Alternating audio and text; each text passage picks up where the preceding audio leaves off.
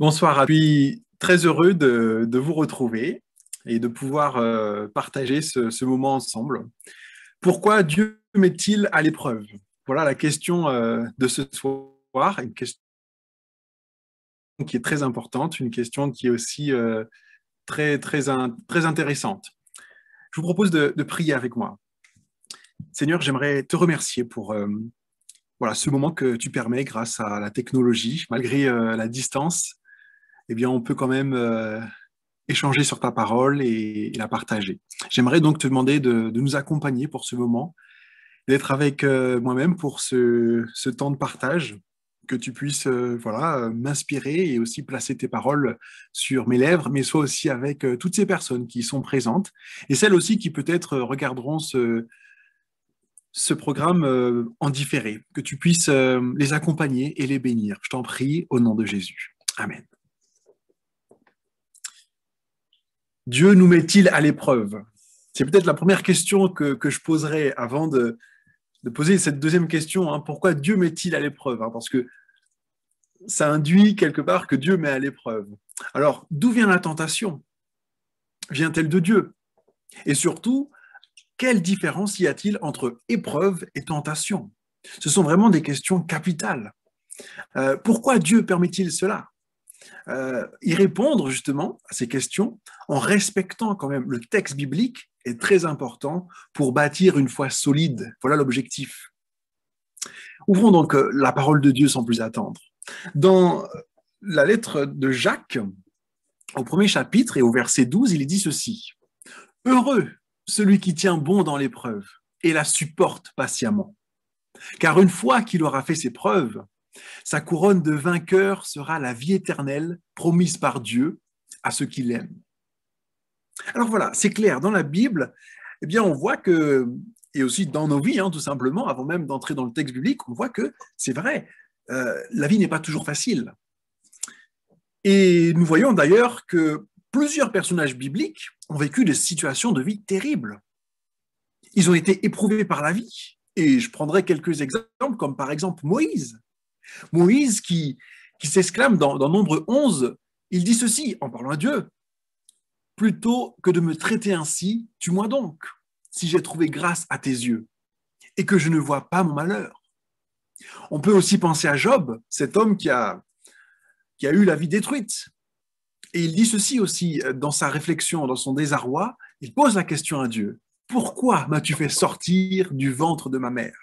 J'aurais expiré et aucun œil ne m'aurait vu. » C'est dans Job 10, verset 18. On peut aussi penser aux disciples dans la barque lors de ce moment où il y a une tempête, puis Jésus est là et puis il dort. Mais les disciples, eux, ils sont paniqués, ils pensent mourir et voilà ce qu'ils disent en parlant à Jésus. « Maître, tu ne te soucies pas de ce que nous périssons ?» Marc 4, verset 38. C'est vrai, il y a des situations de vie qu'on traverse et qu'on ne comprend pas. Et c'est d'ailleurs l'un des sujets que nous avons traité précédemment, le sujet sur la souffrance. Et la souffrance, les épreuves, les tentations, il y a quand même des similitudes. Et on se pose ces questions-là. Que fait Dieu? Ou pourquoi Dieu permet? Ce sont des questions importantes. On peut aussi penser au Fils de Dieu, à Jésus-Christ. Sur la croix, justement, où il s'est exclamé « Mon Dieu, pourquoi m'as-tu abandonné ?» Matthieu 27, verset 46. Le Fils de Dieu est mort sur une question. Ça m'interpelle. C'est quelque part assez intriguant. Ça pose question.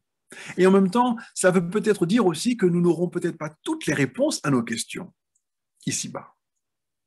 Mais voyons, en tout cas, quelles réponses pouvons-nous apporter ce soir à travers ce sujet. C'est vrai, à travers ces exemples, où ces hommes sont passés par des détresses, on voit clairement que ce ne sont pas des situations qui ont servi à leur salut. Ce ne sont pas des situations qui ont servi de façon directe à leur salut, puisque dans la Bible, il est clairement montré que c'est Dieu qui sauve l'humain, indépendamment de ses œuvres. Ça, on le trouve dans la lettre aux Romains au chapitre 3. Donc c'est Dieu qui nous sauve à travers Jésus-Christ, et peu importe ce que l'on vit dans notre vie, ça ne sert pas à notre salut. N'est-ce pas? C'est Dieu seul qui nous sauve. Donc, À quoi peuvent-elles bien servir? À quoi peuvent-elles bien servir?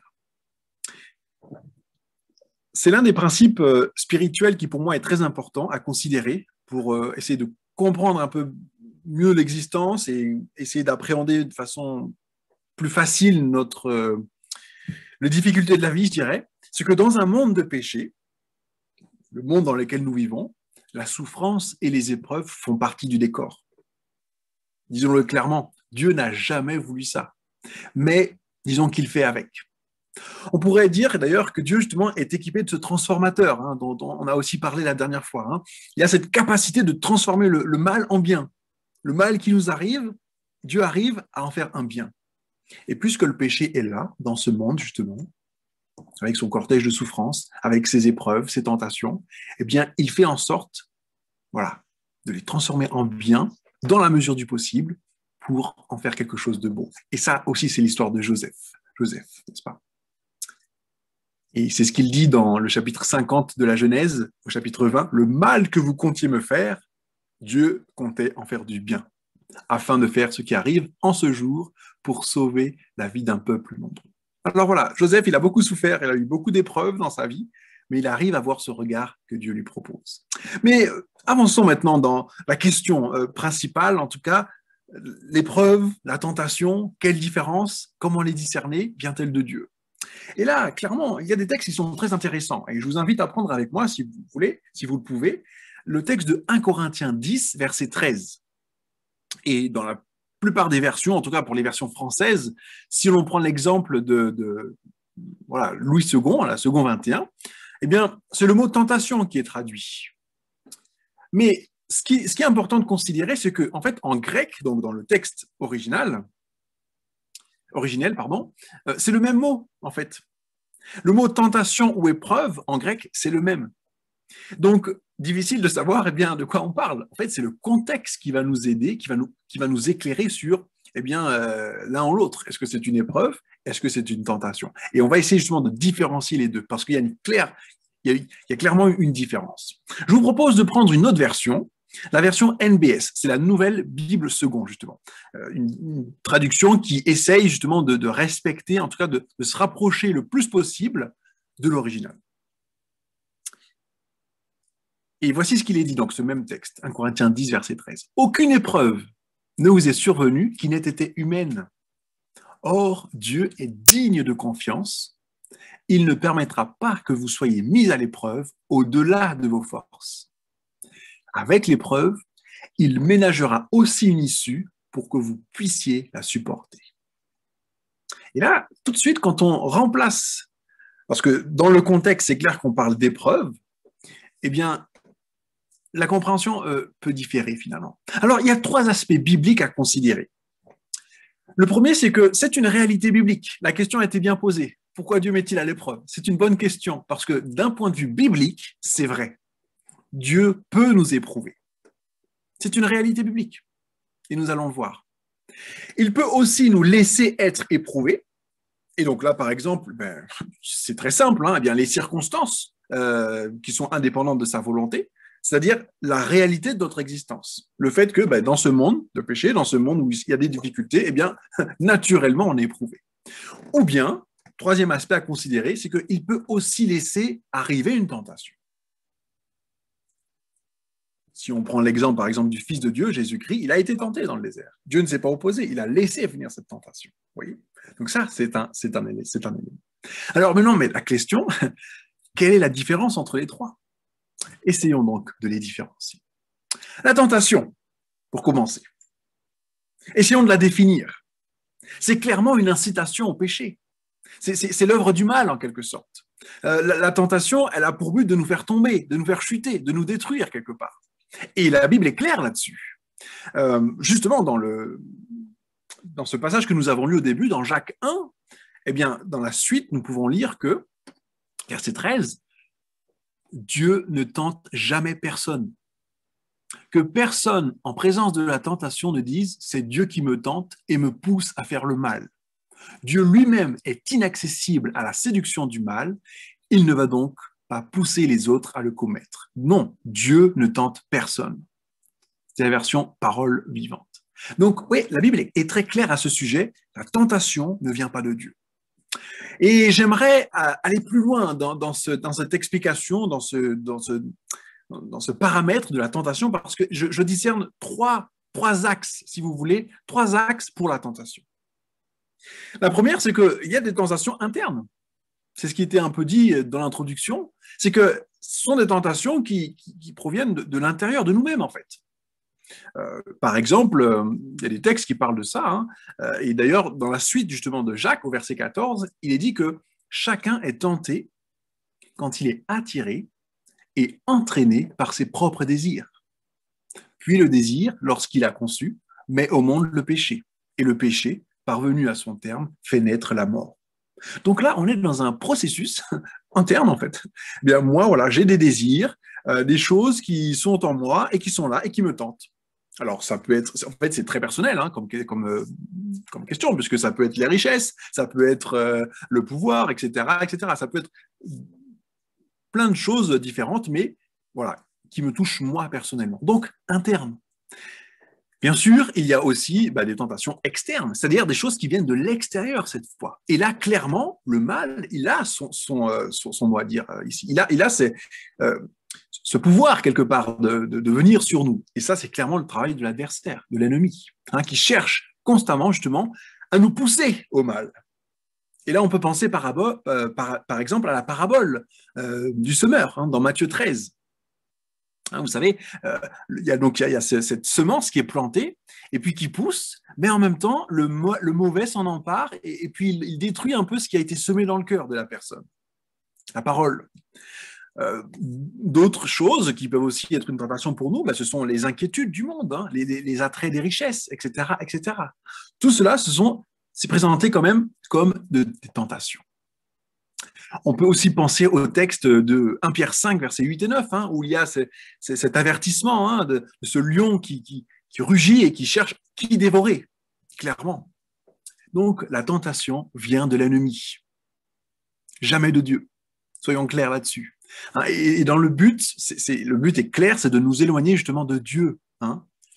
Et quand cela vient de l'ennemi, eh bien, c'est clairement pour nous faire chuter, c'est pour notre malheur, c'est une incitation à pécher. Et voilà donc l'importance de faire cette différence entre l'œuvre du mal, quelque part, et l'œuvre possible de Dieu. Ellen White commente ce texte de Jacques 1, verset 13, justement. Elle dit que, voilà, elle pose la question, qu'est-ce que la tentation ? C'est le moyen par lequel ceux qui prétendent être fils de Dieu sont éprouvés et examinés. Dieu permet. Vous voyez, les mots sont importants aussi. Hein.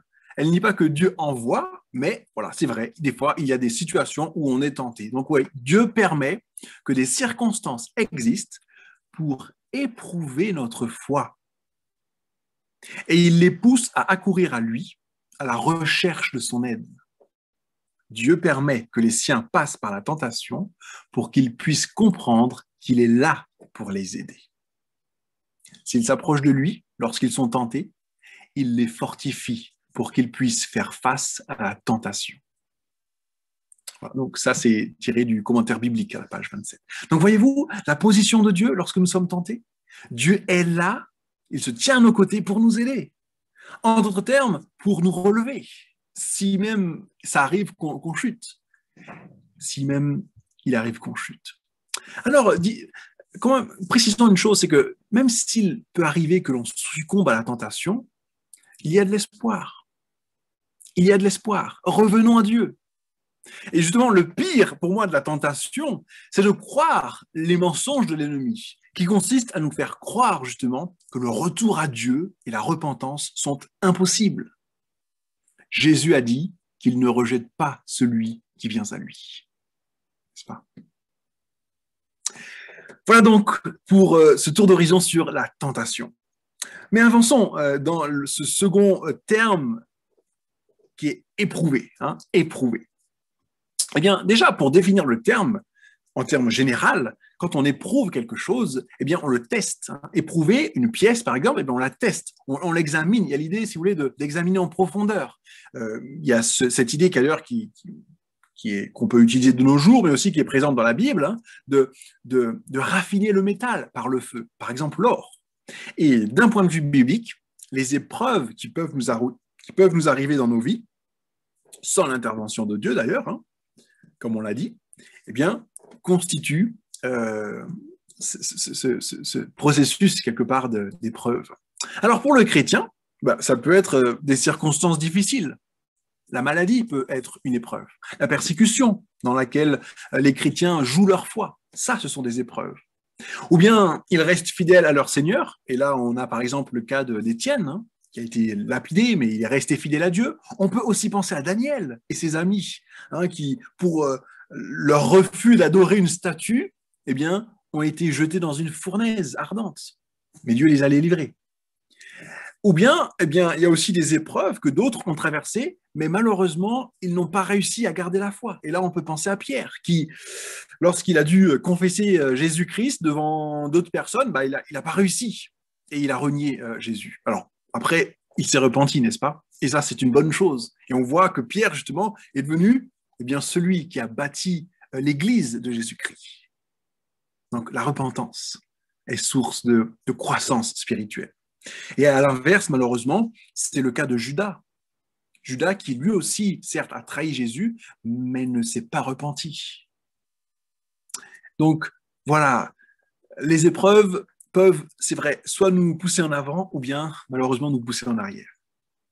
Mais il arrive, et nous l'avons dit au début, que Dieu aussi mette son peuple à l'épreuve. Et là, c'est plus délicat comme situation. Mais disons-le clairement, ce sera toujours dans un but bienveillant. Et je prendrai de toute façon des exemples pour le démontrer. Donc, dans la Bible, l'idée principale d'éprouver est celle de soumettre une personne à l'épreuve, mais dans un but bienveillant. Quand c'est Dieu qui éprouve son peuple, quand c'est Dieu qui nous éprouve, c'est toujours dans un but bienveillant. Pour améliorer notre foi, pour prouver notre qualité, la qualité de notre foi. Et il arrive, c'est vrai, que ce soit Dieu qui le fasse directement. On peut prendre un exemple, hein, par exemple dans les psaumes, psaume 66, verset 10, où il est dit ceci, « Car tu nous as sondés, ô Dieu, tu nous as éprouvés comme on éprouve l'argent. » Effectivement, Dieu nous purifie à travers l'épreuve. Et il fait mûrir notre caractère chrétien.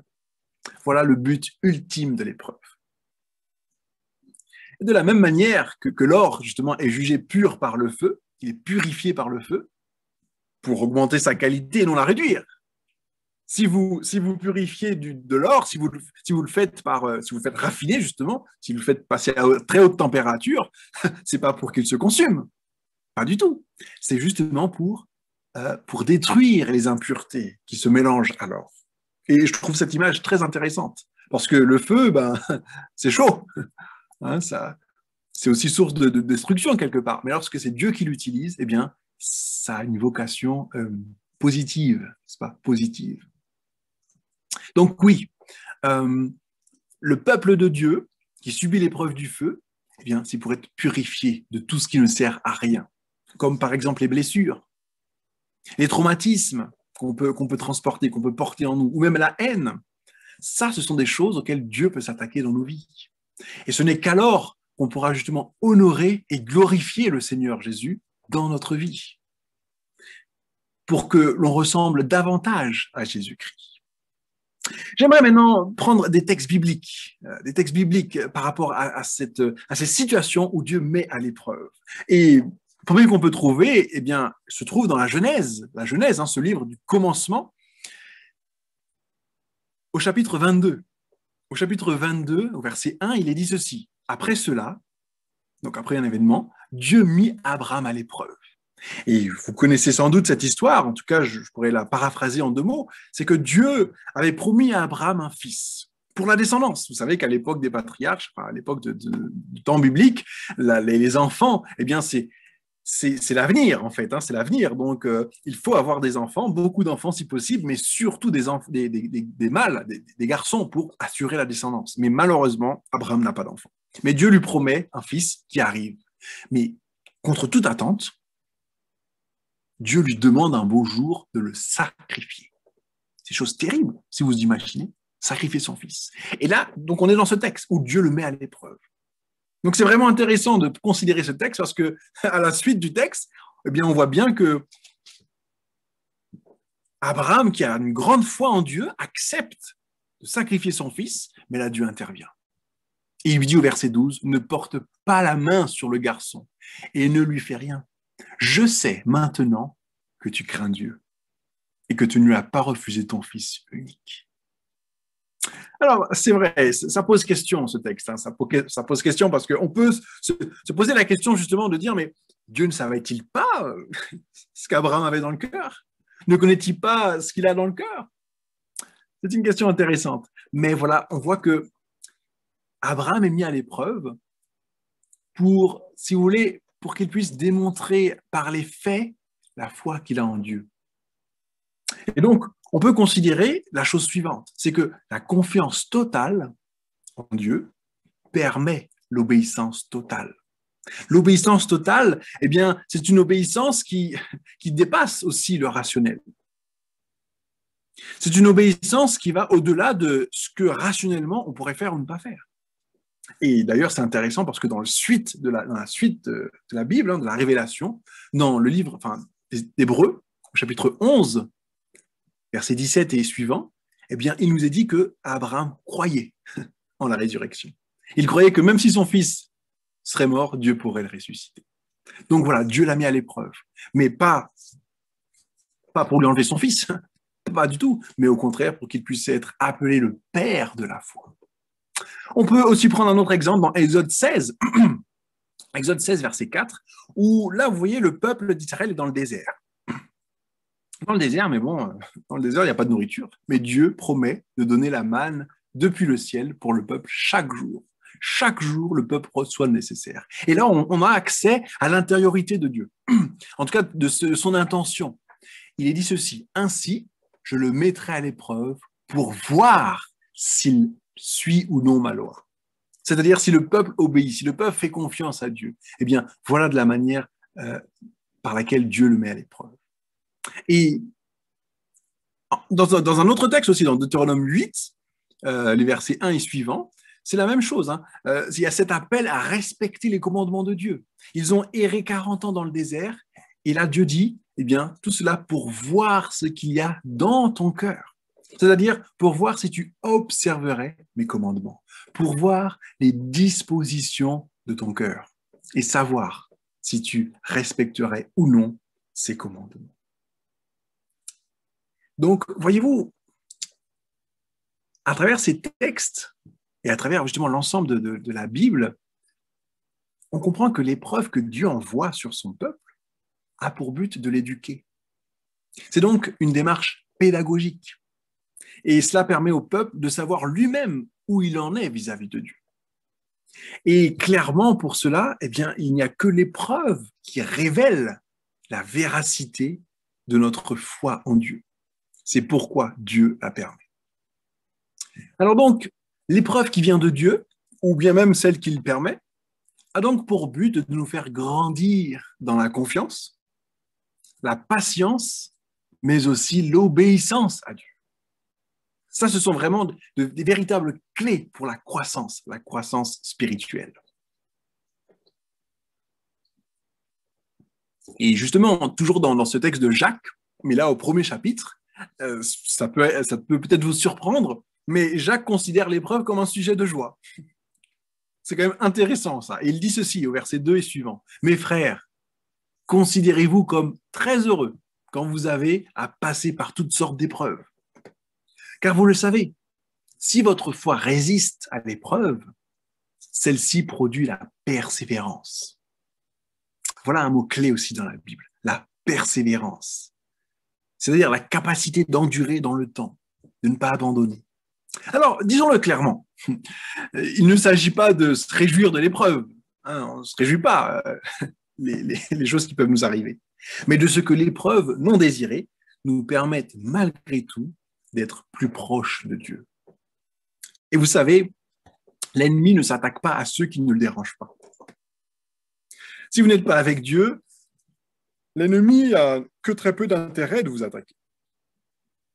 Mais souvent, eh bien, ceux qui veulent avancer avec Dieu, et c'est ce que nous dit la Bible aussi, hein, ceux qui veulent vivre pieusement en Jésus-Christ seront persécutés. C'est un peu le passage obligatoire, si vous voulez. Mais Dieu a promis d'être avec nous. Il a promis de nous fortifier. Alors voilà, revenons en tout cas pour l'épreuve. Dieu nous éprouve dans le bon sens du terme. Il teste notre loyauté, notre fidélité. Et c'est très intéressant de voir que d'un point de vue biblique, on passe du statut d'éprouvé, éprouvé par Dieu, à approuvé de Dieu, approuvé par Dieu. Ceux qui restent fidèles à Dieu au temps de l'épreuve deviennent approuvés de Dieu. Ils ont fait leur preuve, c'est ce que nous avons lu dans le premier texte d'introduction. Ils ont fait leur preuve, ils ont prouvé leur fiabilité, si vous préférez. Alors, rappelons clairement hein, que cela ne signifie pas qu'ils méritent le salut maintenant. Personne ne mérite le salut, il est accordé par grâce. Il est toujours et restera toujours un cadeau de Dieu. Mais ils ont prouvé, ceux qui sont restés fidèles, qu'ils sont dignes de confiance, comme Abraham, qui a été appelé après cette épreuve le père de la foi. C'est comme si Dieu dit, voilà, maintenant, Abraham, je peux le déclarer un homme fidèle. Voilà l'objectif de l'épreuve. Elle vise la maturité spirituelle, qui donnera certainement de beaux fruits. Par exemple, le fruit de l'esprit, en l'occurrence. Alors, en termes techniques, éprouver une pièce mécanique ou aéronautique, c'est tester sa solidité, sa fiabilité, mais aussi sa longévité, pour déterminer ensuite si elle pourra être utilisée sur le long terme. Si oui, elle passera donc du statut d'éprouvé à approuvé, fiable. Et c'est justement ce mot qui est utilisé dans le texte originel de Jacques 1, verset 12. Celui qui aura fait ses preuves, eh bien, est approuvé. Et Ellen White, justement, commente ce passage en disant que la foi, la patience, l'indulgence, la disposition envers le céleste, la confiance en votre Père céleste sont les boutons parfaits qui s'ouvrent au milieu des nuages. Et ces nuages, ce sont les échecs et les afflictions. Donc voilà, la persévérance a pour fruit tout cela. Il y a un missionnaire d'un pays d'Afrique qui a dit un jour cette phrase que je trouve très intéressante. Il a dit que voilà, la souffrance, les épreuves, voilà, tout ce lot, on en parle mieux quand on les connaît. Alors, chers amis, j'aimerais ce soir vous encourager. Parce que si Dieu permet que nous soyons affligés, qu'on soit éprouvés, c'est uniquement dans l'intention de nous affermir, que nous nous tournions vers lui, afin de trouver en lui la force. Mais nous rendre également sensibles à ce que vit l'autre. Nous rendre sensibles également aux besoins de l'autre. Cet autre qui, bien souvent, est en face de moi et que je ne vois pas. Combien de fois nous arrive-t-il de dire « Ah oui, je vois ce que tu veux dire. J'ai vécu la même chose. » Vous voyez, il y a un lien qui se crée instantanément. Et d'ailleurs, on va souvent vers ceux qui nous ont fait sentir combien ils nous comprennent et nous acceptent. Et donc, voilà, on est quelque part plus semblable au Christ, qui lui aussi comprenait, avait cette compassion, cette empathie envers ceux aussi qui souffraient. Alors oui, Dieu n'enlève pas toutes nos épreuves, car elles ont un but précis, même si l'on ne comprend pas toujours ce qui nous arrive, mais nous pouvons dire avec assurance que Dieu est souverain et il connaît la fin dès le commencement. C'est ce qu'on a vu avec l'histoire de Joseph, mais aussi l'histoire d'Abraham. Et il y a vraiment ici l'importance justement de lui faire confiance, même si on ne comprend pas tout, même si on ne comprend pas pourquoi on traverse toutes ces épreuves. Mais au cœur des épreuves et des souffrances, c'est possible d'avoir en soi la paix divine. Et c'est cela que nous avons besoin pour traverser ces différentes situations. On peut prendre ce texte de Philippiens 4, verset 4 et suivant, où il y a cette invitation à se décharger sur Dieu par la prière et la supplication, de lui faire part de nos besoins, de nos requêtes, mais toujours dans une attitude de reconnaissance, parce que Dieu en est digne en fait. Et oui, il vaut mieux continuer de faire le bien, même s'il nous en coûte de souffrir, même s'il nous en coûte d'endurer ces épreuves, tout en gardant une bonne conscience. Il vaut mieux continuer à faire le bien avec une bonne conscience que le mal en étant troublé. Mieux vaut marcher en boitant sur le bon chemin que d'un pas ferme sur le mauvais chemin. Et je compléterai avec cette lettre justement de Pierre, 1 Pierre 4, verset 19, où il est dit ceci, ainsi qu'en faisant le bien, ceux qui souffrent selon la volonté de Dieu s'en remettent au Créateur qui est digne de confiance. Oui, Dieu est digne de confiance. Pourquoi? Tout simplement à travers la vie de Jésus-Christ. Jésus-Christ est l'homme et l'incarnation de Dieu. Dieu s'est fait homme en Jésus. Et Jésus a enduré et a beaucoup souffert, justement. Il a traversé les épreuves, il a traversé la tentation. Il s'est incarné pour pouvoir nous secourir dans nos tentations, justement, dans nos épreuves. Et c'est ce que la lettre aux Hébreux nous dit, justement, dans Hébreux 2, verset 18, en parlant du Christ. Car du fait qu'il a souffert lui-même quand il a été mis à l'épreuve, il peut secourir ceux qui sont mis à l'épreuve. Il y a donc espoir. Il y a donc espoir qu'on soit vainqueur de nos épreuves, mais aussi de nos tentations. Il peut nous soutenir aujourd'hui dans tout ce que l'on peut vivre. Et il est fidèle. Il est fidèle. À nous de nous tourner vers lui. Alors, je vous en prie, la prochaine fois que vous traversez une situation difficile, où vous vous sentez peut-être éprouvé ou tenté, réfléchissez à cette situation. Demandez-vous s'il s'agit d'une tentation ou d'une épreuve. Alors bien sûr, s'il s'agit d'une tentation, demandez à Dieu la force d'y résister. Si c'est une épreuve, demandez à Dieu de l'aide pour voir comment cette épreuve peut vous rapprocher de lui. De voir comment, grâce à cette épreuve, vous placerez votre confiance en lui, tout comme les prophètes et les croyants qui nous ont précédés. Ils ont vécu des choses difficiles, mais pourtant Dieu les a soutenus. Il a renouvelé leur force. Heureux celui ou celle qui tient bon dans l'épreuve et la supporte patiemment. Car une fois qu'il aura prouvé sa fermeté, il recevra sa couronne de vainqueur, la vie éternelle, promise par Dieu à ceux qui l'aiment. Amen. Prions ensemble. Éternel notre Dieu, j'aimerais te remercier pour cette occasion que nous avons eue de réfléchir sur ce sujet, sur cette question de l'épreuve, de la tentation. Et j'aimerais te demander d'être avec toutes les personnes qui sont présentes dans cet instant et qui peut-être aussi traversent des épreuves, traversent des tentations. J'aimerais te demander, Seigneur, de les bénir, de les fortifier, de renouveler leur force, de les aider à lever les yeux vers toi et à trouver en toi leur soutien. Seigneur, en gardant les yeux fixés sur toi et fixés sur ce bel avenir que tu nous promets, ce bel avenir qui est une réalité, ce bel avenir qui arrive, la vie éternelle que tu as promise à ceux qui t'aiment. Alors voilà, sois avec chacun et merci pour toutes tes bénédictions, Seigneur. Merci parce que tu es fidèle et que nous pouvons compter sur toi. Nous t'en prions et nous te remercions au nom de Jésus. Amen.